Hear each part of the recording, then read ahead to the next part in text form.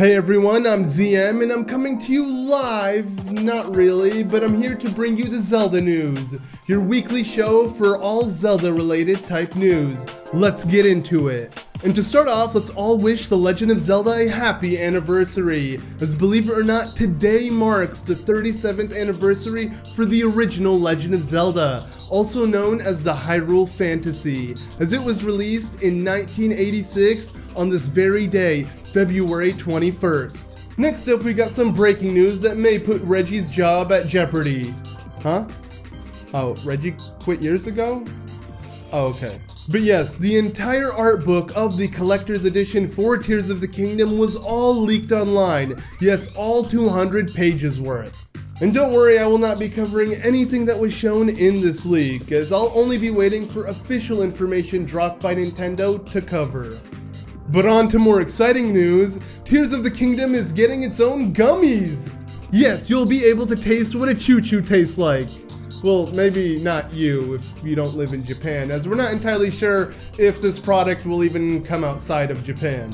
But nonetheless, it's nice to see Nintendo start marketing with some Legend of Zelda Tears of the Kingdom themed products, as we're less than 3 months away from the game, and it seems like our first product is these edible chew jellies. Hopefully we get something in the States, I don't know, like a Tears of the Kingdom themed Happy Meal. Actually, hopefully not. Next, let's talk about the Ouroboros themes that seem to be plaguing Nintendo's newest releases. As we already know, Tears of the Kingdom's new official logo is themed with a Zonai-like Ouroboros in the official logo. And recently, Nintendo revealed that Splatoon 3's next Big Run event will have a new boss, it known as the Horrorboros.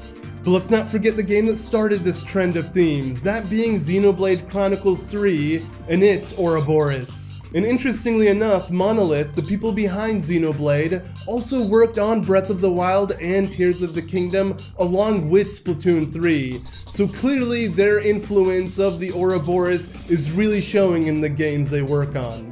And for fans of the channel, you may have noticed that the official ZM logo has been influenced by Monolithsoft, as yes, it features the Ouroboros from both Tears of the Kingdom and Xenoblade Chronicles 3.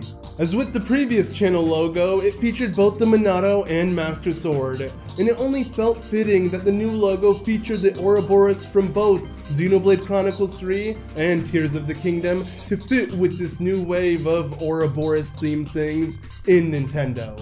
Now let's cut to a quick break where we're gonna check on the weather over in Hyrule. Take it over, me. Thank you, me. And for the forecast of Hyrule, we have a lot of rain here in central Hyrule, with a bit of a drizzle moving towards the west, and, well, a lot more rain down here. So pretty much everywhere. Back to me.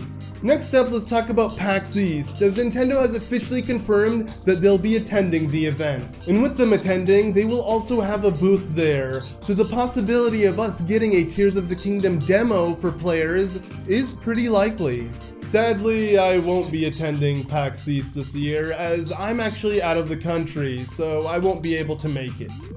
But if we do get any new gameplay then, don't worry, as I'll be sure to cover it. Now let's get into some other Nintendo related news that isn't Zelda specific. As earlier today, Pokemon announced that there'll be a new Pokemon Presents that will air on February 27th. And in this announcement, we may get the possibility of getting the Game Boy and Game Boy Advance Pokemon titles on Nintendo Switch Online. Next is something less exciting, and that is that Xbox and Nintendo have officially partnered up for 10 years to give us Call of Duty games on Nintendo. With the Nintendo Switch, I can't really imagine it running those games well at all, but I'm excited to see what we're going to be getting from them in the future. Now that does it for this week's gaming news, but now let's get into the channel update. Obviously, for those wondering, I'll continue to cover Tears of the Kingdom until the game's release, and when it's released, I'll be doing a full-on Let's Play of it, as I always do with new Zelda games. But that's not all we'll be doing until Tears of the Kingdom's release, as I do have a Skyward Sword Let's Play planned real soon, and we'll be doing other topical Zelda videos in between as well. And speaking of Xenoblade Chronicles 3 earlier, I may also do a review, as I've been sitting on one since the game's release. And if you are interested, please let me know in the comments below. And with that, expect the series to be a weekly, if not bi-weekly, depending on how much news we get. But with Tears of the Kingdom being less than 80 days away from today, I do expect a lot more information in the coming weeks, and I'll be covering it. But please, if you like the series, let me know by showing your support in the comments below and leaving a like. And also, if you have an interesting name to call the series, please let me know in the comments below, as I don't really have one myself. Anyways, that does it for this weekly roundup. Thank you all so much for watching. I've been ZM, and I'll see you all in the next one. Bye!